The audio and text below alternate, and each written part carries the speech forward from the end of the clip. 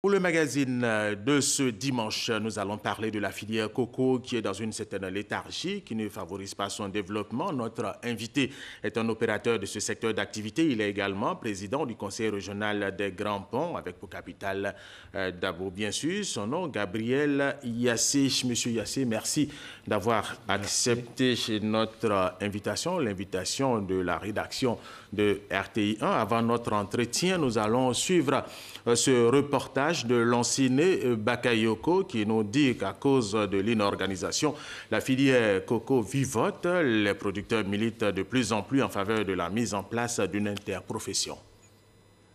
Utilisation de matériel végétal non amélioré, faible application des techniques culturelles, valorisation approximative des sous-produits du cocotier, extrême pauvreté des sols du littoral, insuffisance et mauvaise répartition des pluies. Bref, beaucoup de contraintes freinent encore l'essor du coco ivoirien. Pour accroître la productivité et améliorer la compétitivité de cette spéculation, les services du ministère de l'Agriculture mettent en avant la nécessité de faire intervenir la recherche. Les acteurs qui ne veulent pas rester en marge de cette évolution plaident pour la mise en place d'une interprofession de la filière, comme c'est déjà le cas au niveau du coton et du palmier à huile. Pour asseoir cette organisation, les acteurs ont besoin de ressources financières importantes. Malheureusement, la filière coco ne cotise pas au Fonds interprofessionnel pour la recherche et le conseil agricole FIRCA. N'empêche que ce fonds communautaire multiplie les initiatives afin de mieux cibler son intervention. L'organe s'emploie ainsi à mobiliser des ressources auprès du Fonds de solidarité, alimenté par les filières cotisantes telles les VA, le palmier à huile, le coton, l'anacarde, pour le financement des activités des filières non affiliées. Un véritable plan de sauvetage pour le secteur coco. Principale culture pérenne de rente des populations du littoral ivoirien, la filière coco dispose aujourd'hui d'une superficie estimée à 50 000 hectares. La production annuelle dépasse les 70 000 tonnes de copra, soit un rendement de 1,3 tonnes à l'hectare. Lanciné Bakayoko, monsieur Yassé, quel est l'état actuel de la filière coco? Je vous remercie, monsieur Hassan, de m'avoir invité. La filière coco est une filière qui est laissée pour compte, avec un vieillissement du verger, donc des rendements très faibles, qui opèrent dans l'informel, donc qui a manifestement besoin d'une interprofession, qui n'a pas de fêtière. On a un verger qui est à vraiment replanter et le besoin de l'appui du gouvernement pour relancer cette filière ou intégrer peut-être une interprofession déjà existante. Alors, vous êtes de cette filière, comment justement la relancer? Comment relancer la filière coco? Pour ma part, il y a lieu de créer très rapidement une fêtière, d'inciter une politique industrielle, parce que le coco a cette particularité d'avoir beaucoup de possibilités en termes de transformation. On a l'huile de copra sur un marché mondial de 1 800 000 tonnes, avec les Philippines comme producteur leader. Donc la Côte d'Ivoire a sa part, d'autant plus que des pays comme les Philippines, l'Inde, commencent à importer du fait de l'augmentation de leur consommation intérieure. Et le marché acheteur étant le marché européen, la Côte d'Ivoire est très proche de l'Europe. Donc c'est industrialiser, créer l'interprofession et peut-être envisager un DUS afin que ce droit de douane amène la transformation localement au lieu d'une exportation des produits bruts vers la sous-région et vers l'Europe. Alors, monsieur Yassé, pourquoi est-ce que jusque-là, vous n'avez pas pu vous organiser en fêtière? Au niveau des deux premiers opérateurs, qui sont la SICOR et nous-mêmes, nous avons des pourparlers en tant que président de ces deux entreprises et nous entendons toucher monsieur le ministre pour voir comment peut-être intégrer la filière palmier ou bien créer notre propre interprofession.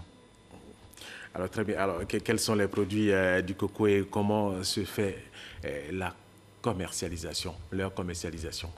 Il faut savoir que le coco est appelé en Asie pig, porc, parce qu'il a cette particularité comme le porc où tout se transforme. Le tronc de coco permet de faire de l'ébénisterie de luxe, des meubles, d'exporter à travers le monde. La coque permet de faire de la bourre pour le substrat végétal, la culture hors sol, ou bien les tapis, ou bien les cordages.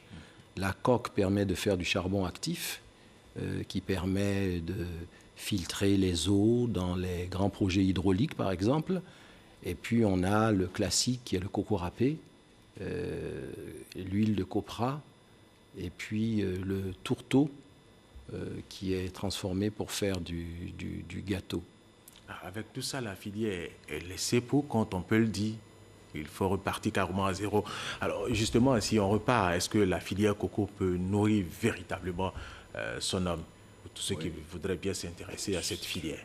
Je lance quasiment un appel aux Ivoiriens qui s'intéressent à l'agro-business pour investir dans l'agro-industrie, dans la filière coco, parce que c'est une filière qui a un grand potentiel.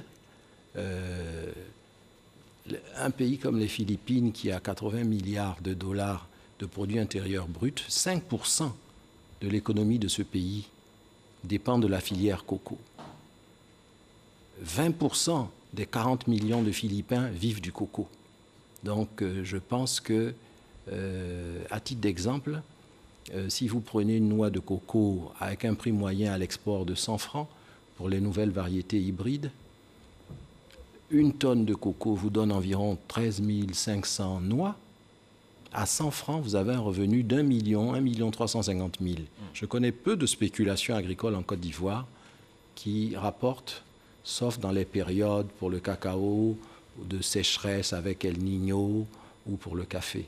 Donc, c'est une filière qui est prometteuse. Une filière assez intéressante. Alors, est-ce que les jeunes et les femmes, en tout cas de votre localité pour l'instant, la zone du littoral, est-ce que les jeunes et les femmes s'intéressent à cette filière?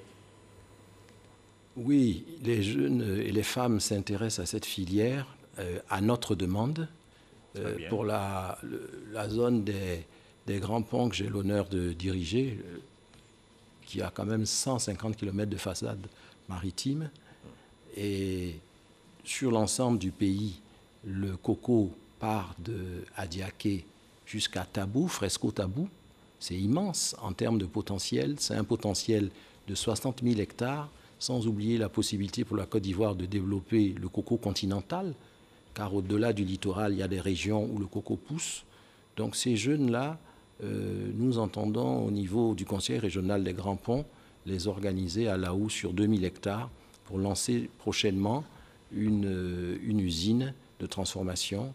Et j'ai moi-même, en tant que président de région des Grands Ponts, écrit à mon homologue du Lodibois, et je vais écrire à mon homologue du Beauclé pour que nous fédérions nos énergies pour lancer un programme cocotier dans l'intérêt des populations de ces 3 régions. Très bien, M. Assis, sans faire de publicité, est-ce que vous pouvez nous instruire sur la transformation du produit du cocotier ici en Côte d'Ivoire? Qu'est-ce qui est fait? En Côte d'Ivoire, les premières plantations ont été créées en 1967, après le plan palmier, par la Sodepalme puis Palme Industrie. En Côte d'Ivoire, vous avez le coco râpé, vous avez l'huile de copra, vous avez l'huile de coco qui va aux cosmétiques, comme l'huile de copra qui va chez les transformateurs de savon. Nous avons la bourre de coco qui est transformée pour le substrat végétal, pour faire la culture hors sol. Voilà essentiellement ce qui se fait en Côte d'Ivoire. Et au niveau des 2 gros opérateurs, des recherches pour la transformation du tourteau qui sort de nos usines. Très bien. Alors justement, dans le cadre de la relance de la filière coco, est-ce que vous avez pensé à faire la promotion de la consommation lorsque l'État va venir à votre secours, pourrait-on dire, ou d'autres opérateurs voudront bien s'intéresser à cette filière, la promotion de la consommation, oui, surtout locale d'abord?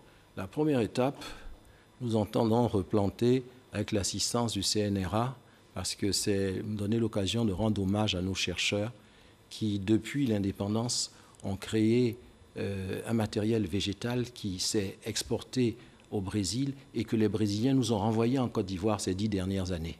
C'est extraordinaire les compétences que nous avons dans notre pays.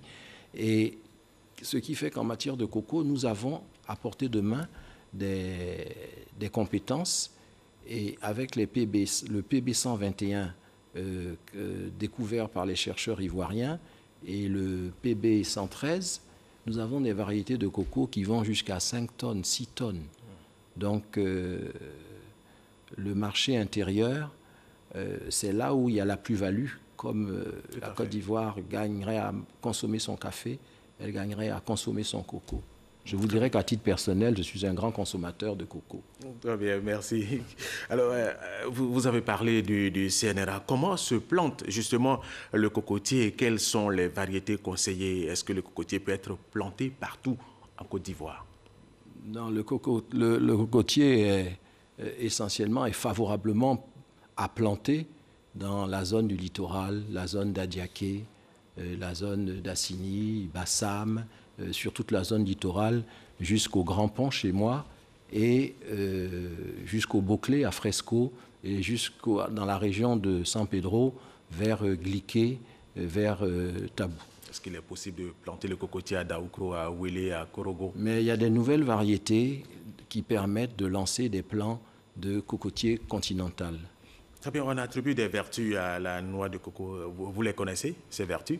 Oui, la noix de coco, sans faire de publicité, j'invite ceux qui s'intéressent à cette filière à faire des recherches eux-mêmes sur les sites appropriés. Le coco est un alicament qui a cette qualité au-delà de sa capacité à nous nourrir, de nous soigner. Il y a de la vitamine B, il y a de la vitamine C, il y a des triglycérides à chaîne moyenne qui sont favorables pour notre santé. Les médecins se retrouvent bien. Parce que ces triglycérides s'éliminent. Pour le cosmétique, toutes les médecines qui favorisent l'arrêt du vieillissement des cellules sont à base de coco.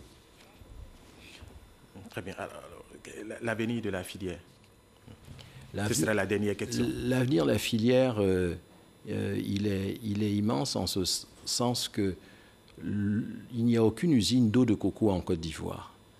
Et la vision que nous avons, nous, dans les Grands Ponts, c'est en fédérant nos énergies avec les présidents du Boclé et les présidents de l'Audibois, c'est de créer la première plantation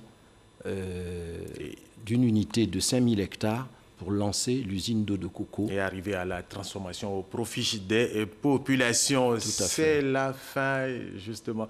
Merci, monsieur Yassé, c'est la fin de ce magazine.